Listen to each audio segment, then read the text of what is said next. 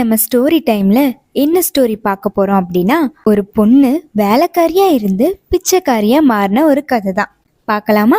லீனா அப்படின்னு ஒரு பொண்ணு இருந்தா. அந்த பொண்ணு ஒரு பெரிய பணக்காரவங்க வீட்டுல வேலைக்காரியா வேலை பார்த்துட்டு இருந்தா. அவ தினமும் வீட்டுல இருக்க எல்லா வேலையும் செஞ்சு முடிக்கணும். இப்படி ஒவ்வொரு நாளும் கடந்து போயிட்டே இருந்தது.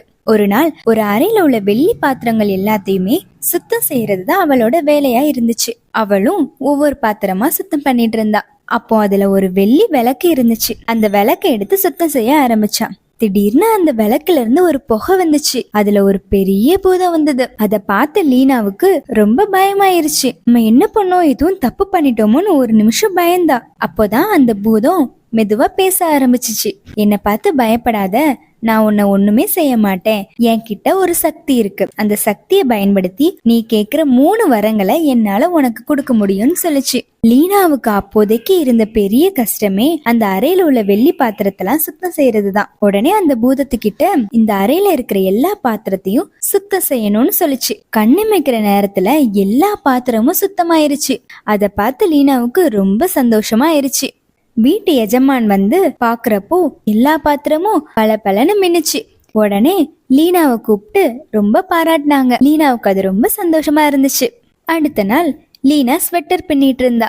அவளுக்கு ரொம்ப கை வலிக்க ஆரம்பிச்சது. இன்னும் ஸ்வெட்டர் பின்னி முடிக்க ரொம்ப நேரம் ஆகுமேன்னு யோசிச்சா. அப்போதான் அவளுக்கு அந்த பூத ஞாபகம் வந்துச்சு. இன்னும் நமக்கு 2 வாரம் பாக்கி இருக்குல்லன்னு சொல்லி திரும்ப பூதத்தை கூப்பிட்டா. லீனா அந்த பூதத்துக்கிட்ட சொன்னா, இந்த ஸ்வெட்டர் உடனே எனக்கு பின்னி முடிஞ்சிடணும்னு சொன்னா.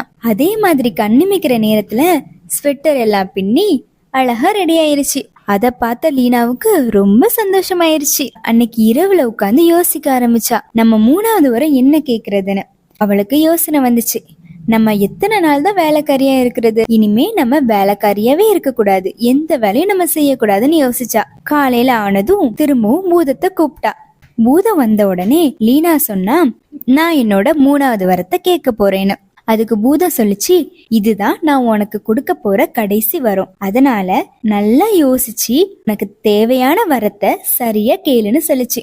அதுக்கு லீனா சொன்னா, நான் முன்னாடியே எனக்கு என்ன வரம் வேணும்னு யோசிச்சு வச்சுட்டேன்னு சொன்னான். அதுக்கு பூதம், அப்படியா, சரி என்ன வரும்னு கேளுன்னு சொல்லுச்சு. அதுக்கு லீனா சொன்னா, இனிமே நான் யார்கிட்டயும் வேலை செய்ய மாட்டேன், உட்கார்ந்த இடத்த விட்டு எந்திக்காம தான் இருப்பேன், எந்த வேலையும் நான் செய்ய மாட்டேன், அப்படி ஒரு வரம் வேணும்னு கேட்டா. கண்ணை மூடி கண்ணை திறந்து பார்த்தா லீனா ஒரு பிச்சைக்காரியா இருந்தா. அத பார்த்த லீனாவுக்கு பூதத்து மேல ரொம்ப கோபம் வந்து கத்த ஆரம்பிச்சுட்டா. உடனே பூதம் வந்துச்சு, நீ தானே லீனா கேட்ட எந்த வேலையும் செய்யாம உட்கார்ந்த இடத்துல உட்காரணும்னு, அதனாலதான் உனக்கு இந்த வரத்தை கொடுத்தேன். நான் முதலையே சொன்னேன், நீ என்ன வரம் கேட்டாலும் நல்லா யோசிச்சு சொல்லுன்னு.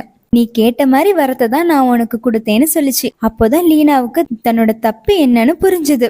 உடனே லீனா பூதத்துக்கிட்ட மன்னிப்பு கேட்டா. பழைய மாதிரி வேலைக்காரியாவே இருந்துக்கிறேன், என்னை அந்த நிலைமைக்கே மாத்திருன்னு ரொம்ப பூதத்துக்கிட்ட கெஞ்சினா. உடனே பூதம் அவளை பழைய மாதிரி வேலைக்காரியாவே மாத்திருச்சு. இதுல இருந்து நம்ம என்ன கத்துக்கிட்டோம்னா, நம்ம என்ன சொன்னாலும் யோசிச்சு தெளிவா சொல்லணும்.